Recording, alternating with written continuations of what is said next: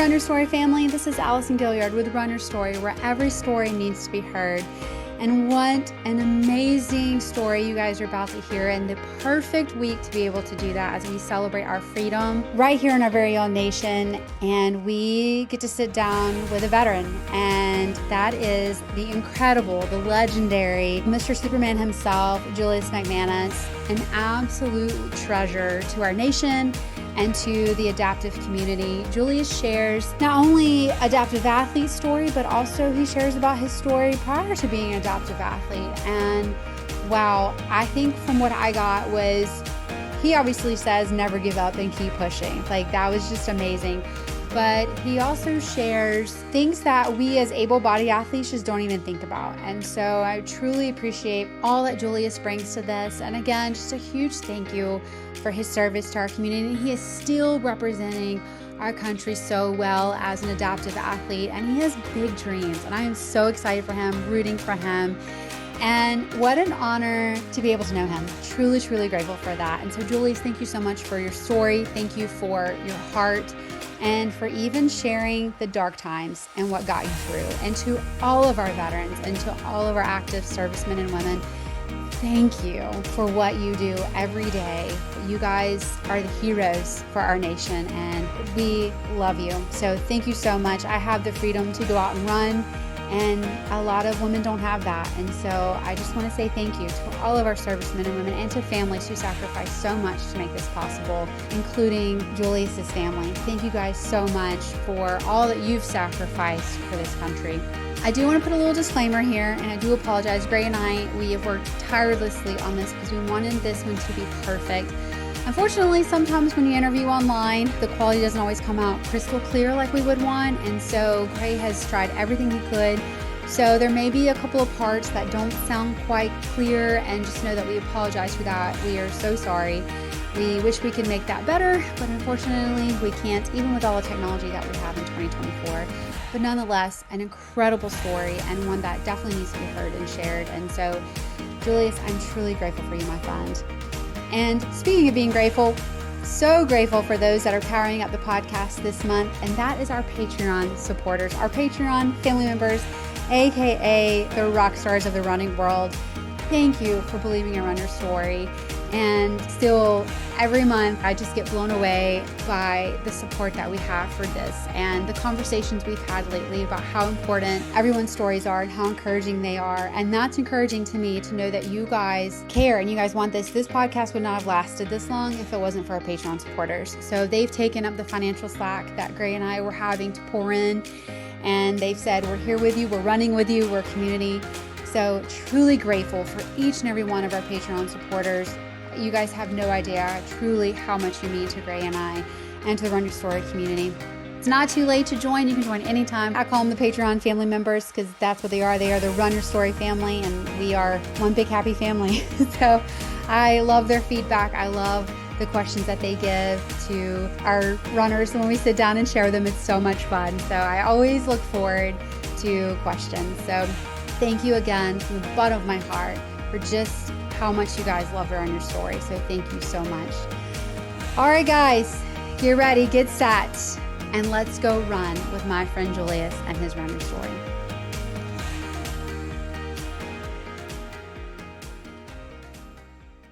Oh, thank you, Julius. I am so pumped. We've been talking about this since Battleship 12K, and here we are finally getting you stopped enough. It only took us 7 months, but we're here. I am so excited. Thank you again so much, not only for your run story, but what you've done for this country. So, which I'm very excited for people to be able to hear.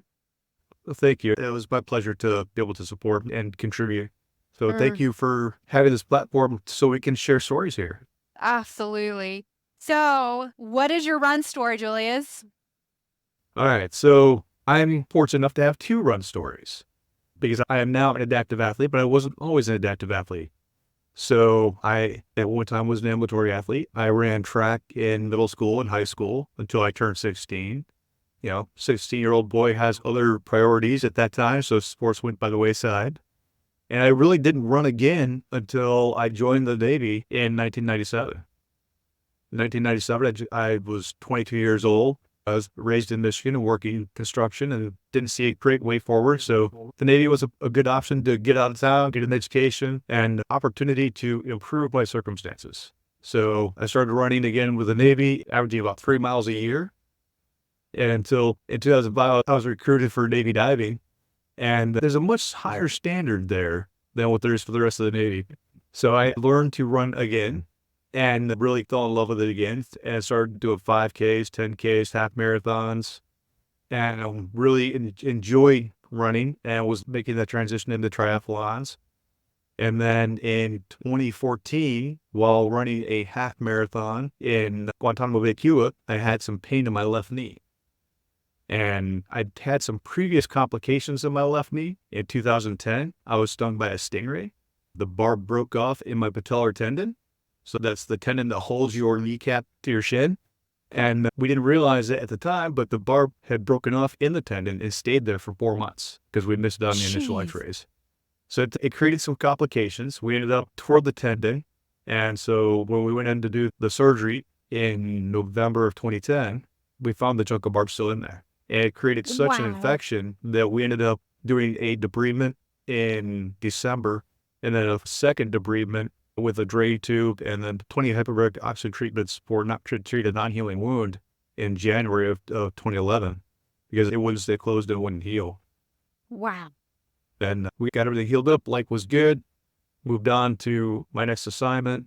And while I was running the Thanksgiving Day half marathon in Guantanamo, that pain turned out to be excessive scar tissue. So we did a debridement to cut out that scar tissue in 15, had some nerve damage. So they went in and did an exploratory surgery in 16. And then Andrews Institute went in 17 to try to do a final repair and deemed that left knee non-repairable. So that was my last ambulatory run was in 2014. Jeez. Yeah. It was an interesting excursion.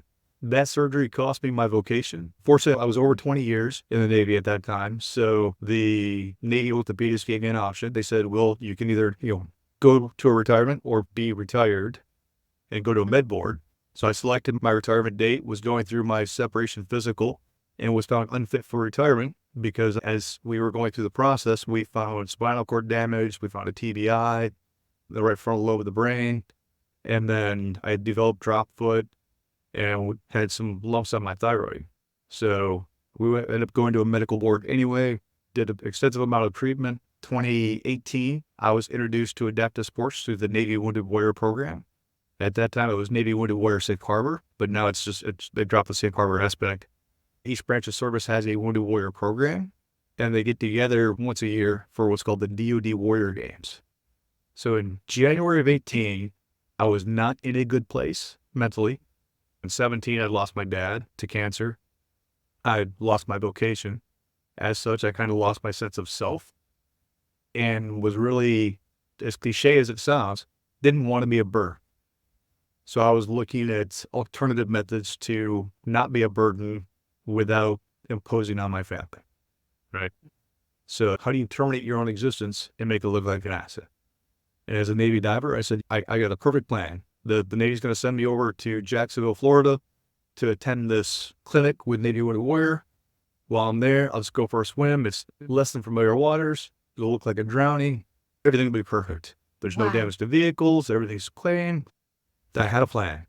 And that plan changed probably within an hour of me arriving in Jacksonville. Oh. And the people that I met, the people that were like me, that had injuries and were the broken toys of the service, were so welcoming. It's so awesome that it really changed my perspective. And the next day, when we started the intro to the sports camp, the cycling coaches put me in a hand cycle. And for anybody that's never seen a hand cycle, think of an upright, but laid out, almost like a recumbent. There's 2 wheels behind it. It's a tricycle for adults. You got 2 caster wheels behind you. You're laid down, your feet are stretched out. You got this 26-inch wheel out in front of you, and you're trained with your arms. And I could move. Like I could cycle and I could move, and I was doing circles. It was amazing. I hadn't felt just that alive and sense of purpose in forever. And we finished up with the cycling course, and I'm all pumped. I'm excited. And we go over to the track, and Coach Kyle Putman He works up at Lakeshore Foundation. He's a phenomenal track coach for adaptive athletes. And he puts me into a racing wheelchair. And I do one lap around the track. I get out of it. I walk up to him. Coach, thank you very much for the opportunity. That is the most torturous device I've ever sat in. It was uncomfortable. I don't know how people do this. I don't know why anyone would ever want to do this. That was horrific.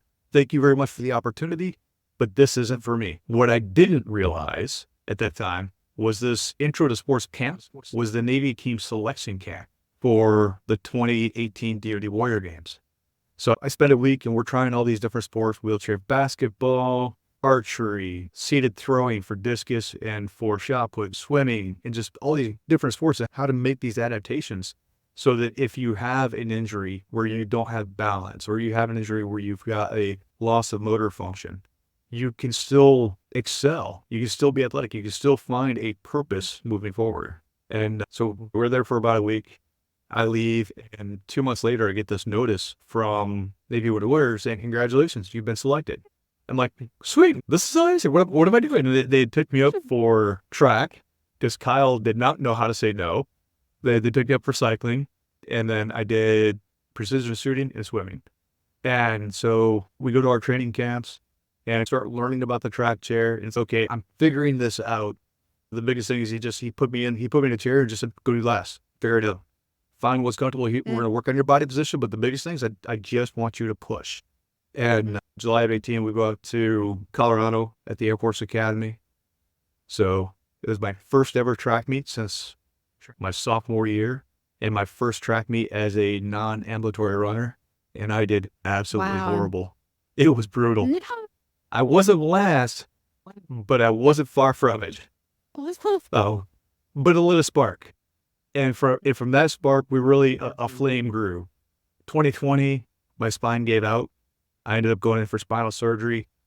So I am now in L2 incomplete spinal cord injury with a TBI and a few other injuries to boot.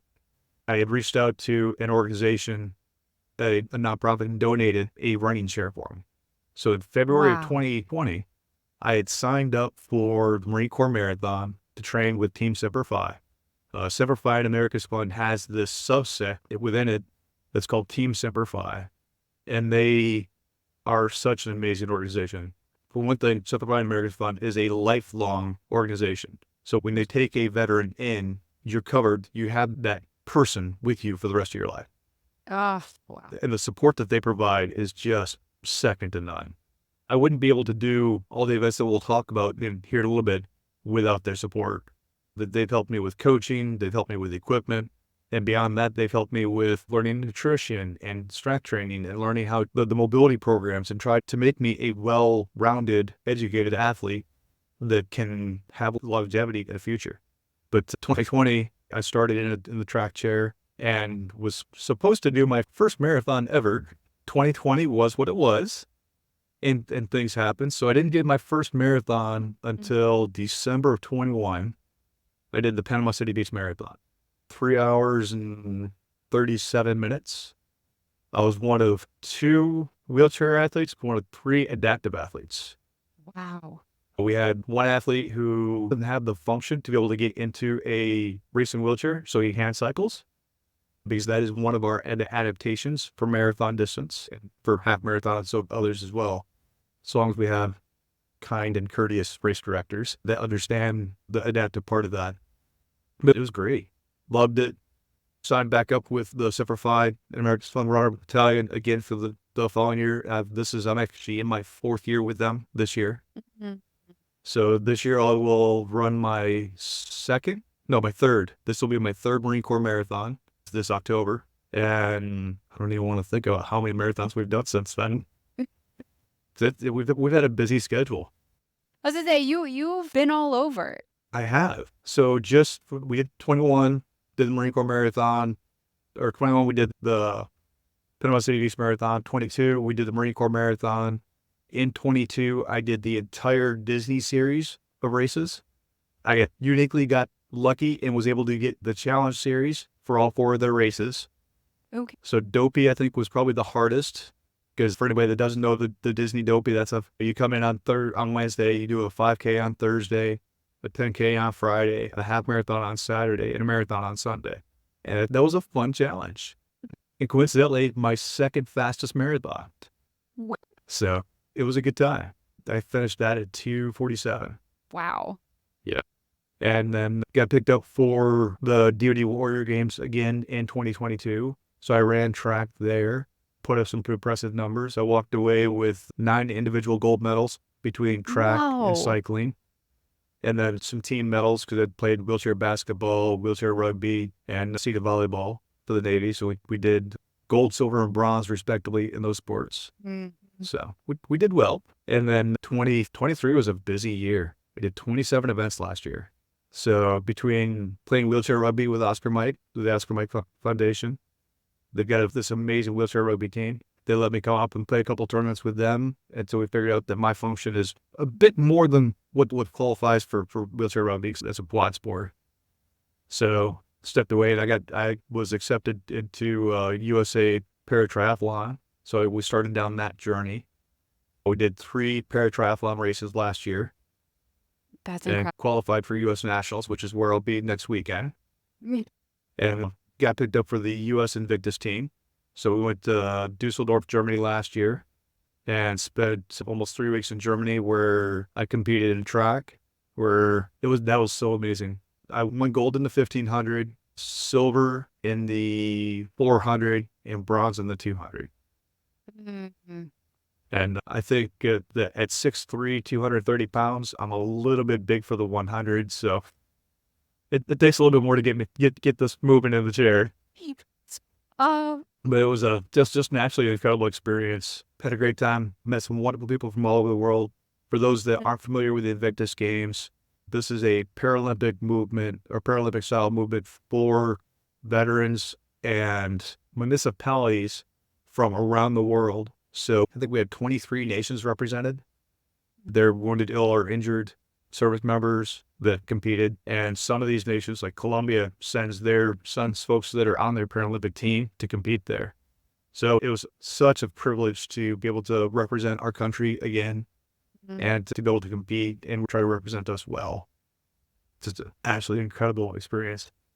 We came home from Invictus and then went up and raced the Detroit Marathon with the Achilles Foundation. The Achilles Foundation is another international organization, but they have the Freedom Team in the U.S. So they bring veterans in to race marathons. So they race several marathons across the U.S. But I went up and conveniently won Detroit last year. So that was my first prize money race. Whoa!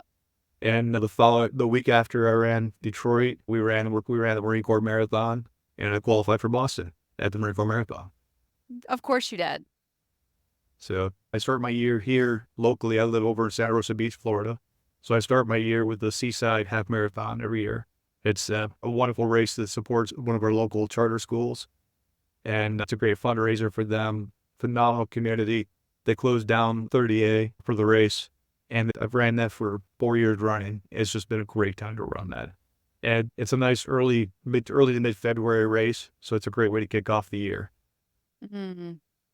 Wow. And all of this, you were still coming back from an injury. Let's throw that in there too. Yeah. So we figured out at Detroit last year, throughout the year, I was having pain in my wrist. In January of 23, I was playing a rugby tournament. I smashed my left hand in between 2 rugby chairs. And I knew I'd broken my finger. And so I just buddy taped it, moved on, and we finished the tournament. It had some discomfort. I thought maybe just some knuckle fragments or whatever it was. Sure. So I would just tape up my wrist and we kept moving through. So that was January. So we did Seaside in February, did a Disney race in March, the triathlon series, the Invictus Games. Then after the Detroit Marathon, I was out a lot of pain. So then we did the Marine Corps Marathon the following week. And then I did the Jolly Elf Half Marathon here on 38. And then came up to see you guys at Battleship.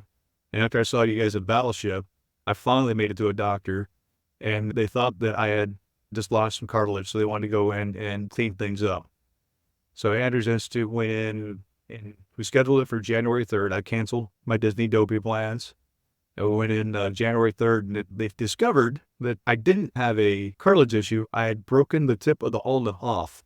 It was floating in my wrist From rugby. from rugby in January. A whole year. I often use the expression, sometimes I'm just too dumb to quit. What? January, we did a surgery, so I didn't do anything in January. I went out and supported the Seaside with a 5K in February. The nurse supported it. She clearly didn't talk to the doctor because he yelled at me. But we had this plan because I had already had a bid for Boston and for London this spring. So those races, Boston's April 15th, that Monday, and then London was the following Sunday.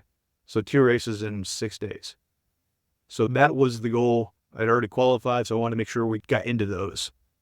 And we came up with a plan. Boston is one of the world majors where we can use a hand cycle as an adaptive tool, or we can use the race chair. So working with my doctors, with my coaches, my medical support team, and my spouse who supports me in all of my levels of crazy, we all came together and agreed that I would do Boston the hand cycle and then do London in the race chair, because London and Tokyo are the 2 adult world majors that require you to do it in the race chair. They don't allow hand cycles as adaptive equipment. So trained up, we got clear in March from Doc, so I was able to get back in the hand cycle, get on the trainers. So I was alternating between the hand cycle and the race chair, just trying to get trained up after taking 2 months off. Sure. And got up to Boston with the Achilles Foundation. Love that they had these opportunities and these bids for us, and had an amazing time. Boston this year was 60 degrees, tailwind, and in the hand cycle, I knocked it out in 1:30. So I was ecstatic. That's my fastest marathon in any apparatus. What? And so we finished. The Boston Police Department do an amazing job. They come out and they meet us at the airport. They grab our equipment. They give us an escort to our hotel. They give us an escort out to the start of the race. It's just such an amazing experience. We got to go to a Boston Red Sox game, go out on the field, meet the players. It's actually Achilles Foundation and the city of Boston really do a lot for adaptive athletes. It was such a kind of one of those once in a lifetime experiences that's just beyond the pale, really.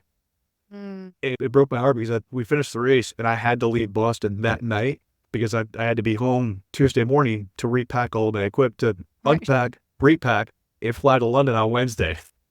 Because we took a red eye on Wednesday so that I could land on Thursday to allow me enough time to acclimate to a new time zone and a much colder temperature to race London in the race chair on Sunday.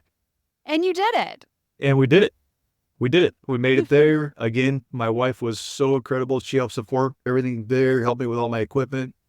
And then we were able to work some logistics.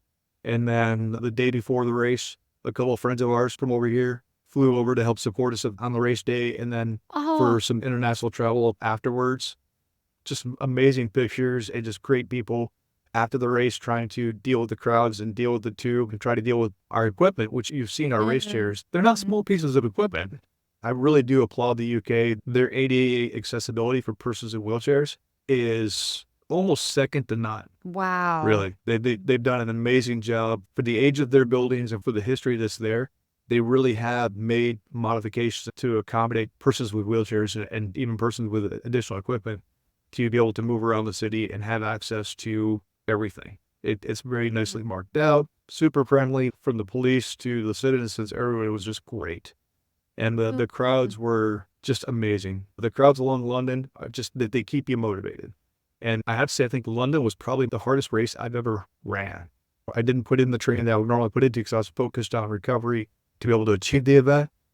So I wasn't at my normal strength. And then I have ataxia and some central nervous issues where cold weather or cold temperatures and I don't get along.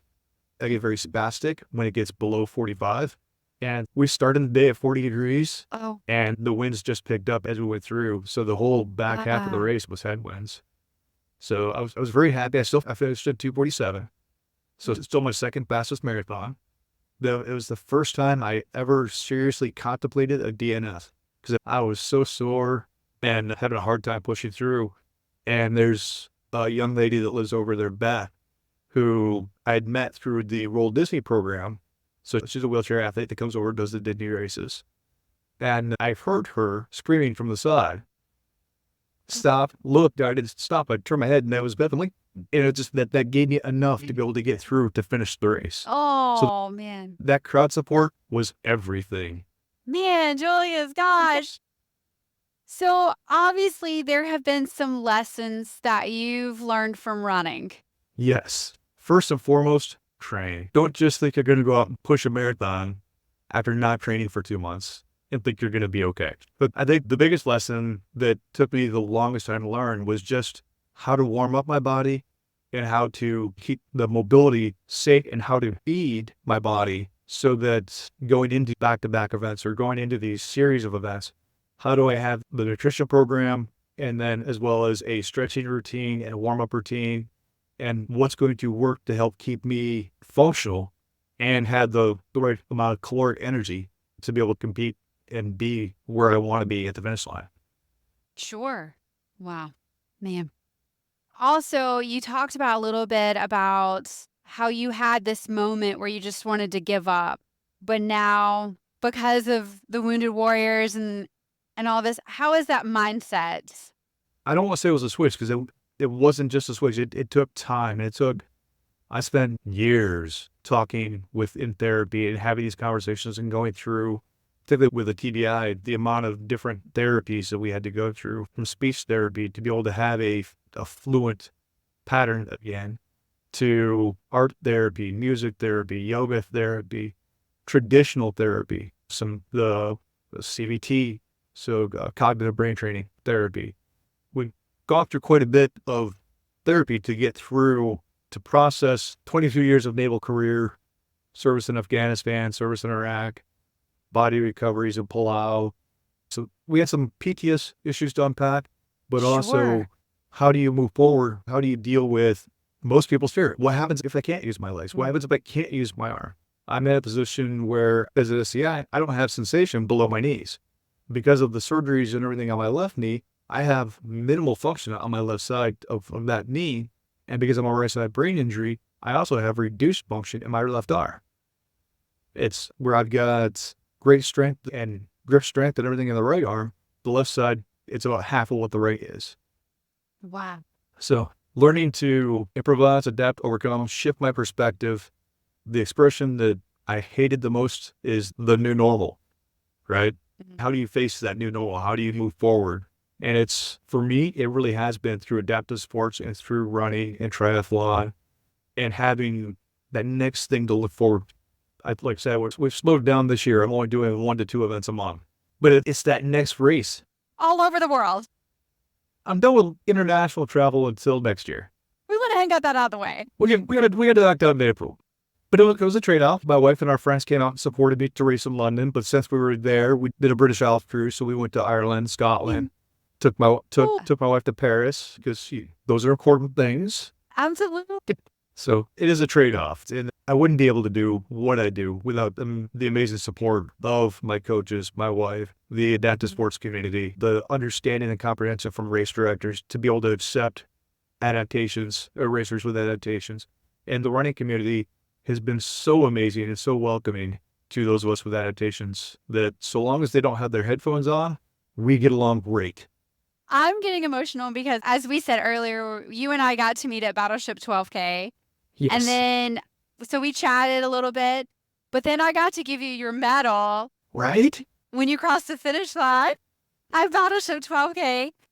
And so to hear all of this is just like, I am incredibly proud of you and just so honored to know you and call you a friend.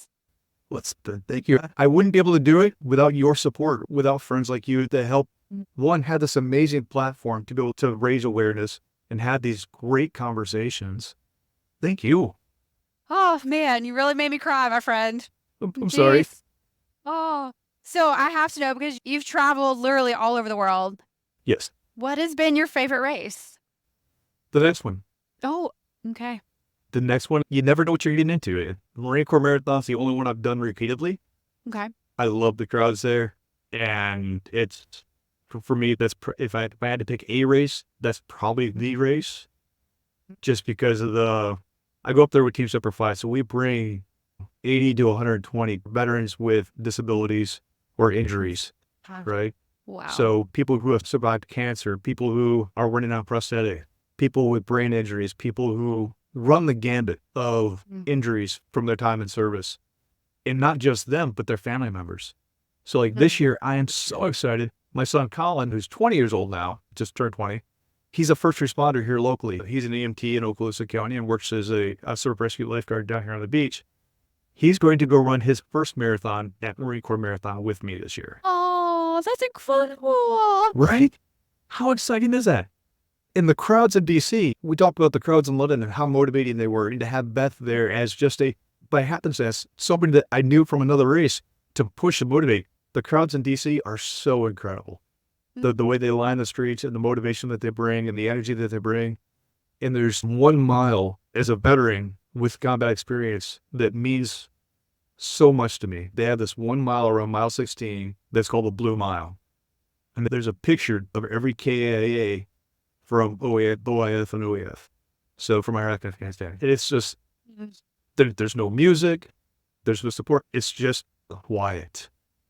It doesn't matter if you're the only runner or if you're in a pack of 100 runners, 1,000 runners. It's just quiet for that 1 mile. Wow. And it's such a great way to remember our brothers and sisters. And then you come out of it and they've got the bands and they've got the people. And so you go from this solemn atmosphere of remembrance to, oh yeah, I'm in DC and I'm running the People's Marathon. No. And you're going by the Capitol building. You're running through the mall. It's such a great course, and the people are so amazing. And to have that experience with this great group of brothers and sisters that are injured, and to have their family members there too, you couldn't ask for a better experience. Sure. Oh. And I thought about, no, it's like, this is a huge reason why I love Battleship 12K is because it's such a patriotic, beautiful run. Absolutely. And I get emotional every year that I do it. And last year I didn't run, but I was there at the finish line and you're just like, it's just as emotional. Yes. Last year, Battleship, that was their first year with adaptive runners, and I'm grateful for them for that. I'm hoping that we can have some conversations with the race director early this year and maybe expand it to allow hand cyclists. And I understand there's insurance policy issues there, but there's some folks here that live in the Pensacola area who can't run, but he can go on wheels. We have this amazing population of TBI folks here along the Gulf Coast that have limitations. That's a perfect place for them to go and have 10Ks of great distance. And then last year we had the Navy veteran who had signed up with his friend and then had an injury. And the crew of kindness, oh my gosh, I'm so grateful for them. They're such a great organization for everybody locally, especially for Battleship. They had a push chair so that this gentleman who had an injury could run the race with his buddy, still in using the duo pair chair. Yeah. So what does your pre-race routine look like? I am consistent, if nothing else. My anxiety drives people nuts. So I'm already packed for this coming week's race. I've already planned out my nutrition. I have all my meals laid out. I've already started my carb load. The night before a race is usually try to get to bed fairly early. The day before a race, I like to drive course at least a day or two before the race. Usually I can only squeeze out the one day. So I get the course preview. Before I go to bed, I preset my coffee. So all I got to do is start the coffee pot in the morning. I've got 2 packets of oatmeal in orange. And I've got my pre-race drink and my post-race drink that are all I got to do is add water and shake them up in the morning. And then I've already laid out my nutrition for the runs. Depending on what the distance is, will dictate on what my nutrition plan is going to be. 5K, 10K, I usually don't plan for nutrition outside of before and after. We get into half marathons, I'll add either a gel or some gummies. And then marathon and triathlon, it's gels and gummies. But that pre-race routine, I'm up. If we've got a 6:30 start, I'm up at 4:30 so that I can have 2 cups of coffee, eat my breakfast, make sure everything's good. 30 minutes before race time, I eat a waffle. I'm a big fan of the Honey Stinger waffles. So that's like my 30 minutes before, and then it's go time. It took me some trial and error to find what was going to work, but that nutrition plan is so important to be able to keep me moving. And I've learned that if I can keep the glycogen stores up and keep that nutrition consistent, then I can keep my shoulders healthy. So I have to know, what is your favorite running item? Breathing, hugs, Ooh, okay. usually some level of spasticity, trying to get out of the chair. And then I have a post drink that I use.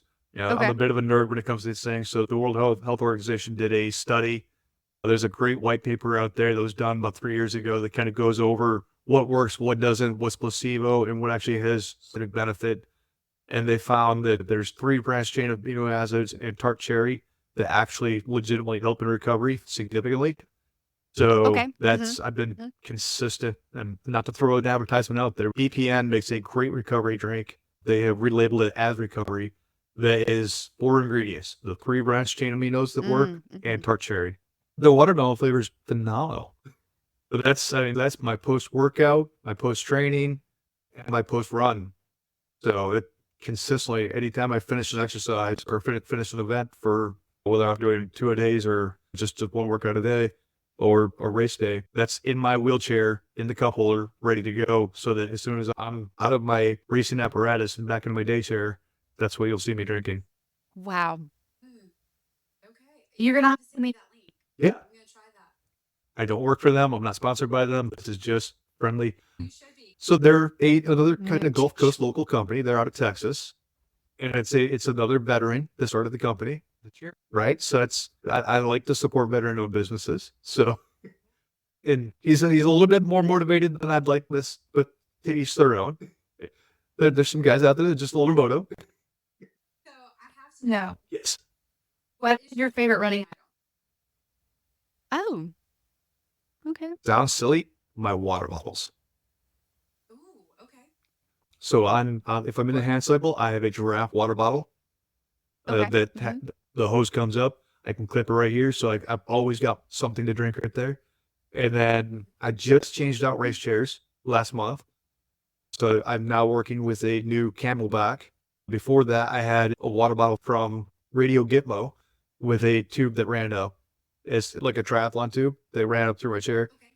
But I don't know when it started. Well, I think when I was in Iraq, I just got this insatiable thirst. So when I'm running, I have to have water. I have to have that consistent hydration. So that is hands down my favorite thing. It's the one thing that if I don't have it, it's going to be a bad day. One of the things that I've learned about you incredible adaptive athlete is that you need just running shoes. You need a running chair. Yes. So I am on my 3rd iteration of running chair. For my first chair, was this amazing grant from the Independence Fund. They donated my chair to me, and our chairs are more than most triathlon bikes.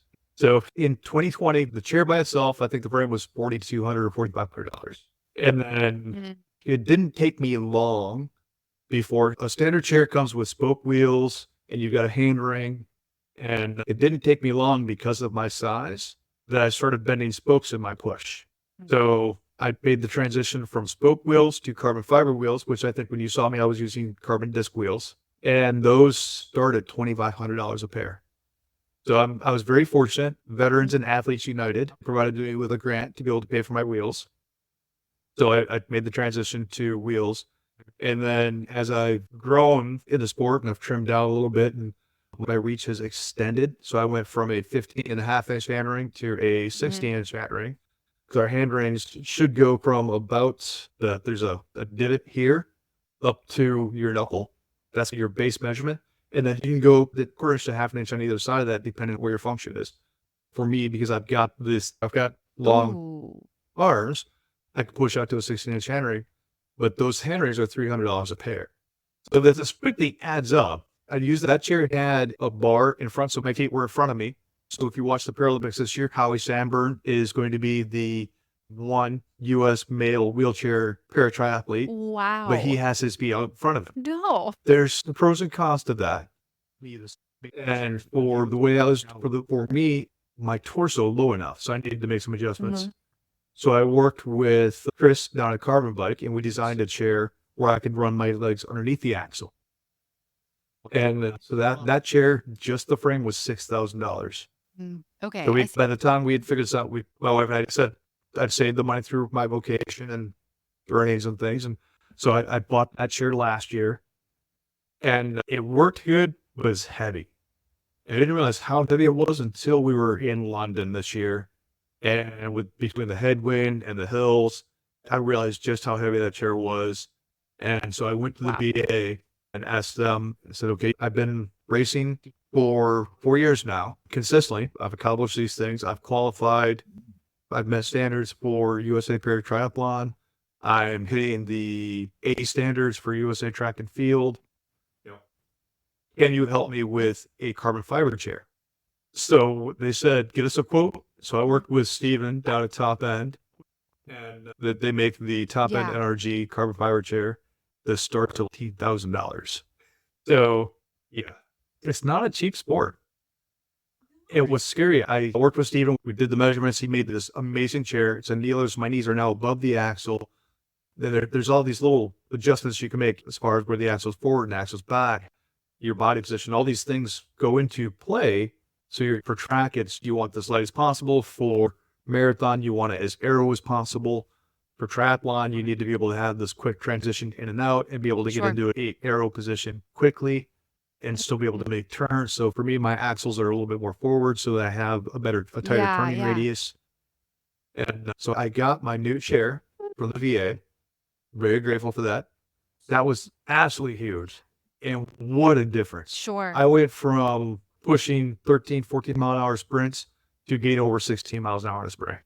And again, as we talked a little bit before, I'm fast for a novice, but I'm nowhere near where the elites are at. Where I finished a marathon in 2:47, they're finishing in 1:30. That's incredible. So they're pushing over 20 miles an hour in a wheelchair. It's ridiculous. But hence my comment about folks with earphones. The first time I raced in Marine Corps Marathon, as fast as downhills are great because I can build some speed there. But again, I'm not a small person. So uphills, you're going to catch me on the uphill.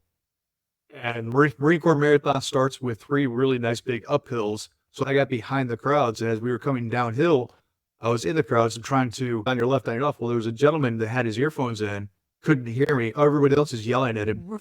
I'm inches away from the curb, so I can't go any further left. And he's right in front of me. I ended up taking my hand and pushing him out of the way so I didn't run him over. Because if I'd have hit him, it's my fault. But I don't have the mobility. I can't just jump up on the curb. And, that's carbon fiber wheels, the hand rims. We're talking about wrecking $8,000 worth of equipment that takes 4 to 6 months to build you a new chair because they're custom made to each. Everybody has the chair made for your body. Oh. And it was scary this year because I had just gotten the carbon fiber chair, and I went to Texas to race the Para Development Triathlon. And it was the first time that we had been down in Texas City. Race director it was the first time he was hosting a Para Development series. There were 2 of us that were wheelchair athletes. There were 9 of us total in para, but two of us that were wheelchair athletes. And when you come through the finish chute, there's about 10 feet to slow down and then make an immediate left. We don't slow down in 10 feet, especially 6'3", 230 pounds, pushing at 15 miles an hour. 10 feet on a little squeeze brake on a carbon fiber rim is not enough. We're on a path that's probably 6 feet wide. They've got a cameraman just past the chute, and then they had this wonderful little girl and her mom that are handing out medals. And all I could do was say, "No brakes, get out of the way," and try to miss them. And I took my brand new carbon fiber chair and went diagonal into the aluminum railing and snapped the front fork. So that was a $300 costly mistake. So obviously you've had some incredible adventures, some incredible finish lines. Yes. And you've shared several of those memories. But is there a favorite running memory that just speaks to you? The first time I finished Marine Corps Marathon was probably my most emotional finish. I did it in the race chair. And if you've never done Marine Corps Marathon, you start and finish at the Iwo Jima Memorial. So as you finish, you're coming through Arlington, you're running right next to the cemetery, and then you make this left turn up a hill that's like this. It's ridiculous. No one should ever have to push or run up this hill, but it's a Marine thing. They want to charge the hill. I get it. I love it. And they had to do that. They lined both sides of the hill, or lined up shoulder with Marines, just cheering you on. No, it's amazing. Shoulder to shoulder Stop. Marines up this hill. Oh, And so I use a molded 3D printed glove, and I couldn't get enough grip in my gloves. So I ended up taking my gloves off and just handing my wheels to get up this hill. And you get through the finish line, and I was so emotionally done that I wept. I couldn't push. My body was just done. And the amazing staff, Kelsey Offner is one of our coaches with Team Super 5. Such an amazing person. It was her first year with the marathon, first year with the runner battalion. And so she grabs the back of the chair and pushes me up to our tent. Just don't touch anything. Just relax and breathe. And just that moment, that finish, to have all those things we talked about the Marine Corps Marathon with the people in the Blue Mile. And then, you finish going past Arlington, and I've got friends that are buried there. So it's this just overwhelming emotion. And to have trained for this one race for 2.5 years, because we were canceled at COVID. We were canceled the following year because COVID part 2. So it was 3 years before I actually got to run that race. So this dramatic buildup over that amount of time, it was overwhelming. And probably the most memorable finish I'll ever have. gosh. You made me cry again, Sorry. Julie. Man. So, from all you've said, I'm assuming you don't listen to music when you run. I used to. When I was first learning to push, I listened to a lot of reggae and sea shanties so I could get that time. It was to try to figure out my stroke count. And so, like, when I'm training for track, I'm on the trainer here at the house. I have a roller trainer. So I'll select my music based off its time. And I've actually gotten to the point, one of our coaches from Invictus has got me using the metronome now to be able to work on my timing. Who would have thought? Metronomes and running. Let's talk about recovery. Yes. Do you have a favorite recovery tool? My Theragun is my savior. Oh, okay. Don't get me wrong, I love the compression sleeves. I forget the name of the brand of them, but X. yeah, the Normatex. The Normatec arms, because they actually come over and hit the chest and hit the back of the shoulders, are great for building up the lactic acid, but nothing gets into my shoulders like a Theragun. I do. So I have 2 Theragun tools. I'll work my traps and work the traps and try to work back into the scapula and work the chest just to try to get everything, make sure everything's nice and loose. There's no knots before we go into the run. And then afterwards, I have the Theragun Mini, so my wife can help me with that. There's the Peanut, the Theragun Vibrating Peanut, and now I can lay down on that. I can apply pressure, and that gets right, cups the spinal cord just right, gets in between the scapulas, and helps to loosen all that up. It's glorious. Painful, but glorious. So you've talked about you're just an all-around athlete, but when it comes to cross training, is there a favorite cross training activity? I love mountain hand cycling. So if I have an opportunity to get out in the woods or get up the mountains and cross train that way, I love being in the woods because there's no cars. There's no traffic. It's great. With the hand cycle, we're not far off the ground, so we're usually it is different being an adaptive athlete because there are things that we put it into consideration that you wouldn't normally have to think about. When you're only 2 inches off the ground your butt's literally 2, maybe 3 inches off the ground. You've got to give consideration to your route, road crossings, all those other fun things that I would have never thought about as an upright, because as an upright in their line of sight. And even in the wheelchair, I've been in situations where cars are looking right over you. And so I've pushed off both. The week after I got my carbon rims, I learned a very valuable lesson. One, always check the glue on your tires, because we glue for carbon fibers. We're using a tubular. So always check your glue, because I was pushing on a very narrow, where a path narrows down. There's a gentleman walking his dog, drinking a cup of coffee on his phone, to see me, to not run over his dog or him. I swerved off into the grass, and I was going fast enough where I went through the grass over the curb. As I went over the curb, my wheel shot off like a rubber band, and I put a brand new carbon fiber rim across the concrete. No. Very fortunately, Creed Shlebert, who owns Able Sport, he is a multi in triathlon. He's a Kona winner. He owns Able Sport, and I called him. He's up in Rome, Georgia, and he's like, send me the wheel. We'll fix. So the generosity and the sense of community that's within the adaptive sports community is amazing. That's incredible. Is there a race that you're like, no, not my favorite? London was my biggest challenge, but I still loved the race. Loved it afterwards. Not so much while I was doing it. Detroit, I grew up in Michigan. I love Detroit as a city. I love how the city has grown. I love that it is the only U.S. international race because you cross over the Blue Water Bridge, you go into Canada, you go into Windsor, then you come back through the tunnel. So it's a really cool experience. But after you come back through the tunnel, you're going through the neighborhoods of Detroit. So there's speed bumps, there's potholes, it's not fun. It's really not fun. It's hard on equipment. But the one race I will not do again is Panama City Beach. Okay. That race, all three of us that were adaptive athletes, all three of us broke our equipment because of the way the course is set up. Oh. And there was zero recognition for adaptive athletes. Man. So that race is a Boston qualifier. It's a fast course, but it's not ran by a traditional race director. It's ran by the city commission. So they're trying to showcase parts of Panama City Beach. And the year that we ran it, we went through St. Andrews State Park, which is a beautiful state park. But the potholes you were weaving through potholes, and even the runners were struggling. They've since taken that section of the course out. But because of the way the area was built, when you come make those crossroad connections, there's that dip in the road. Well, that dip for adaptive athletes is detrimental to our equipment. Your hand cycles are going to scrape across it.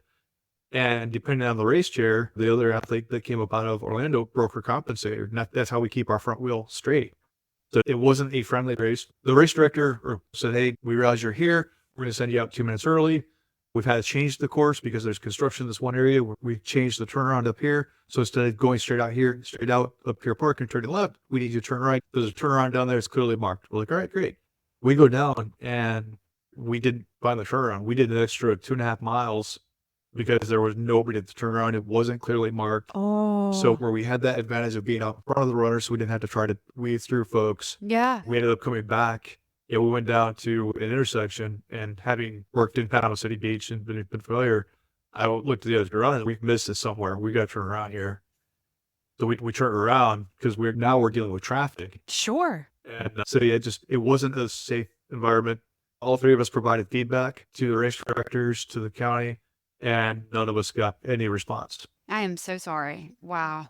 So it's just, there are races like that, and there are race directors that are that way that just don't understand adaptations and the importance of it.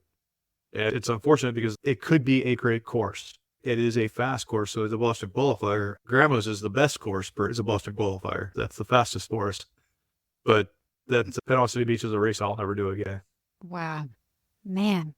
Let's say that someone's listening and they say, I'm an adaptive athlete, but I want to get started. What is some advice you would give to them? Take it slow. Find a mentor. Reach out to any of us. Reach out to anybody that's in the adaptive sports community. We'll help you out. Don't get frustrated when you're going slow. My first race, I was pushing a 14-minute mile. We all started somewhere. It takes time and persistence, but it's so worth it. It really is worth it. If it's something you want to do, go for it. But reach out, ask for help, because it's not something that any of us could do alone. Man. Goals? What are your goals, my friend? Lofty. Yes. I'm not shocked by that answer at all. Right now, I'm chasing down the Abbott World Major Stars. So I did 2 stars this spring. I'm doing 2 stars this fall. I am going up to U.S. Nationals, so I'm chasing a national title in paratriathlon this coming weekend. So I think it'll be after this airs, or before this airs. So in June, I'm chasing that. Then July, I'll be at the Hartford Nationals up in Birmingham to chase classification and qualification in USA Paratrack, with the goal between paratriathlon and paratrack of trying to get to LA in 2028. That's huge. I love that. I'm not very young, but I'm confident that if I can do it, anybody can follow me. And Craig Schauer was 53 when he took silver in Rio. So he's set a great example for us. Sure. Oh, I'm so excited. But then, so this fall we're doing, in 4 consecutive weekends, we're racing Chicago, Detroit, Marine Corps, and New York. So I will finish this year with 4 of the Abbott World Major Stars, which will leave me Berlin and Tokyo. Wow. That's incredible. Are you coming back to Battleship 12K? I think so. That is the plan. So Gonna be a party. it is. I've got to come back and support our local races. We've got to raise this awareness. Absolutely. And if we're not there to push the race director to say, hey, we're here. I love it. Oh, Let's make this more accessible. absolutely. I love that so much. When you want to give up, when you're training, what is a mantra? What is something that you say? Just keep pushing. When I first started in this, it was semi-selfish reasons, right? I've got 3 boys. So I wanted to show my children what recovery looked like, what persistence looked like. And as my children have grown and they're all young men now and off in the world doing their own thing and they're doing great things, I had to reshift my focus and say, okay, why am I doing this? Yes, I love it. It's great for my mental health. It keeps the depression away. It helps reduce the anxiety. It keeps me physically fit so that with all the other things we've got going on in our bodies, that's one less thing I have to worry about. But I had an instance last year where a friend of mine that I had met through the Navy Wounded Warrior program, he's an archer and a phenomenal one at that. He called me and he said, hey, man, I just want to say thank you. I said, I didn't do anything, but why are you saying thank you? Because I see your social media posts. I see what you do. He's like, you are out there killing it. Every month you're doing something. So anytime I'm thinking that I'm struggling, that I'm not sure if I can do this, your posts are timed. He's like, I want to thank you because I see you doing this. I can do this. So last year in Detroit, when I was at that point, it was like, my wrist hurts. It's 40 degrees. I'm spastic. I had to stop twice because of my ataxia. My spasticity was so bad that I had to stop, let it resolve so I could push my chair without falling over. And my bike guide looked at me and said, hey, we can pull up here. There's a shortcut. We can be done. I said, I can't be done. She's like, why not? I said, because there's somebody on this course who's never seen an adaptive athlete. There's somebody on this course who, when I push past them, is going to get the idea that they can do this too. So my mantra is just keep pushing. You did it again. You made me cry. I'm sorry. Come on, man. Sorry. Wait, I don't mean to really. What is your favorite length to run? Whether it's a training run or it's race day. My favorite distance is the half marathon. Okay. Because I've pushed long enough now, it's my happy distance. It's comfortable. It's not so far that I'm going to be really sore afterwards, but it's not so short that I feel like I haven't put in enough effort. That half marathon distance for me, it's fun. It's a great distance. I really do enjoy it. You've kind of alluded to this a little bit, but when you're not running, what fuels you? What are you passionate about? Passionate about my family, passionate about the disabled sport community and raising awareness. I love getting out in the nature and getting out. I drive it. I ride a mountain hand cycle. That's actually in August. I'll be out in Butte, Colorado for Worlds this year with the mountain hand cycle. And so I'm passionate about raising awareness and promoting this community, setting that example for my family and being a touchstone for people that didn't know this existed. And you do that so well. Thank you. Julius, my friend, any final words of wisdom? Never give up. When things are at their darkest, reach out. Somebody's going to be there for you. And don't be afraid to do the hard thing. So good, my friend. Thank you so much for sharing both your run stories and just your passion for adaptive athletes and you being the athlete that you are. Thank you. And thank you for this amazing opportunity. Your podcast and being able to get this voice out there. Thank you for this opportunity. Anytime, my friend. Well, I look forward to seeing you at Battleship this year. Absolutely.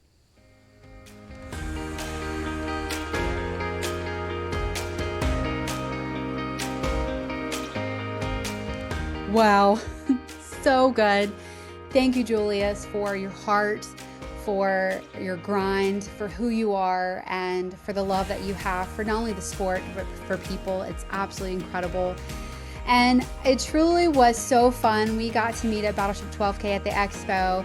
And what was so fun was I got to hear part of his story, and I was like, wow, we've got to get him on. But he literally has been going 90-0, guys. And then when he crossed the finish line at Battlefield 12K, I was able to give him his medal, and what an honor that was. One, to give it to an adaptive athlete, but to a veteran. I think that was pretty special. So thank you to Fresh Chunky for allowing me to have that opportunity, that memory. It is such a core, beautiful memory for me that I treasure always, because I got to just give a little bit something back to somebody who has given so much to this community. And so truly thankful for you, Julius, and thank you for allowing me that opportunity and the honor to be able to do that and to spend time with you at Battleship 12K. Really looking forward to November 17th, Battleship 12K 2024. It's going to be epic. So excited, and can't wait to see all you guys there. And again, just remember to keep pushing, just keep going, and never give up, as Julius says. And as always, our Patreon supporters, they make that happen. They make sure that we never give up on one another and on Run Your Story. And so I'm truly grateful for all of our Patreon family members. I absolutely love you. And as always, thank you so much to Mars Hill Church for giving us a safe place to be able to record. Appreciate you guys so much. It's absolutely incredible to have a place that is safe, a place that allows us to share our stories. And Gilliard Tech Services, again, guys, he worked extra hard on this one to try to make it and try to get what he could, and definitely believes in the running community, and so grateful for his support that he gives. Guys, definitely check him out for any website, whether it's updating or creating a new one. He's got you at Gilliard Tech Services, so definitely go check him out. Like, share, comment, guys.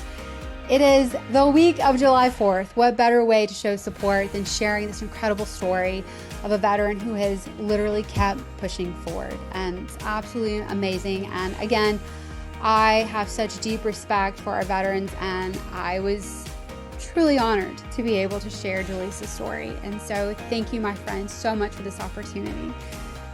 And guys, go out there and run free. That's what we get to do, and that is because of run stories like Julius. So thank you so much, my friend. Until next time, guys, go run your story, because every story needs to be heard.